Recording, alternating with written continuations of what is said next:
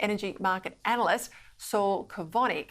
Saul, welcome to the program. Now, correct me if I'm wrong here, but it appears to me that at least the climate activists who want to end fossil fuels immediately, it seems that they have hijacked Indigenous consultation requirements to hold back and potentially cancel new investments. Investments, of course, which would make our power prices cheaper. How true is that? Well, unfortunately, it's very true. And this isn't a matter of approvals being cancelled at the last minute. This is actually approvals already given. And it's beyond the last minute because now we're seeing projects that have already started construction being halted halfway through. You know, to give a sense of what's at stake here, we're talking about tens of billions of dollars in investment, even more in future tax revenue, tens of thousands of high-paying union blue-collar jobs. And it's creating a perverse outcome for many Indigenous communities where they're suffering from consultation fatigue. You can imagine what we're seeing here is thousands of kilometres of coastline where consultation needs to be undertaken. And the companies are doing this with all the relevant Indigenous community bodies and native title bodies, etc. But all these green activists need to do is find a single person amongst the tens of thousands of Indigenous people there. And this person, even if they choose to make it even deliberately difficult to consult with, they're then coming after the fact, after the approval is given, and seeing injunctions being brought. And then people right now, there are people out offshore in hazardous jobs waiting to get started and then being forced to sit there and wait while we go through a court process. And this is a deliberate, sophisticated strategy of green litigation that's been imported from America to Australia to kill projects by 1,000 cuts. And the industry here, but as far away as our trade partners in Japan, are flabbergasted that the government has sat by and just let this happen. Because these are projects the government supports. These are projects that the regulator has approved. And it's frankly just a matter of an unworkable consultation requirement, which needs to be clarified. Consultation is clearly required, but you just have to have a consultation way of doing things, which actually allows you to get to a decision and then move forward. And we don't have that anymore.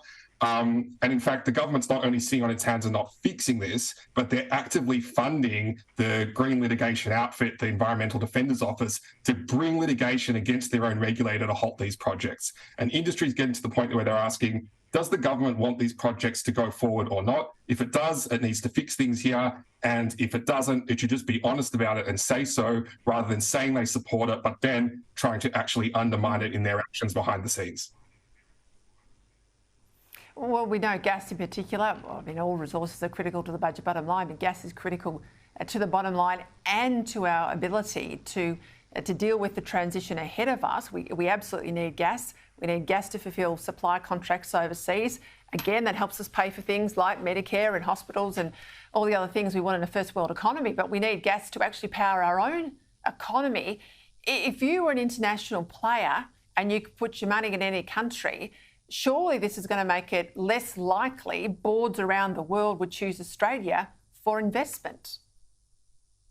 We are absolutely seeing the risk profile in Australia rise, and we're seeing foreign investment drop as a result. It's happening very quietly, but let's be clear, it was only a few weeks ago I heard from a major international investor in Australia. They've downgraded Australia from tier 1 status down to the status that they put with emerging economies, for example, like Nigeria. That's 50 years of a reputation built in Australia that's been lost in a matter of 6 months. And that's because this issue here with the approvals is just the latest and most serious assault across a range of assaults we've seen on our gas sector under the new government over the last 12 months, which has crossed East Coast gas policy, gas price caps, gas export controls, sudden retrospective tax changes and industrial relations reforms. And when you put this suite of challenges together, it just makes it much more difficult for foreign companies to invest here. And unfortunately, that investment is dropping quietly, but really it's a real issue and we will feel it for decades to come. Look, just before we go, I spoke to a lot of people last week about the issue of transport diesel costs escalating quite rapidly, I think 23% in recent months.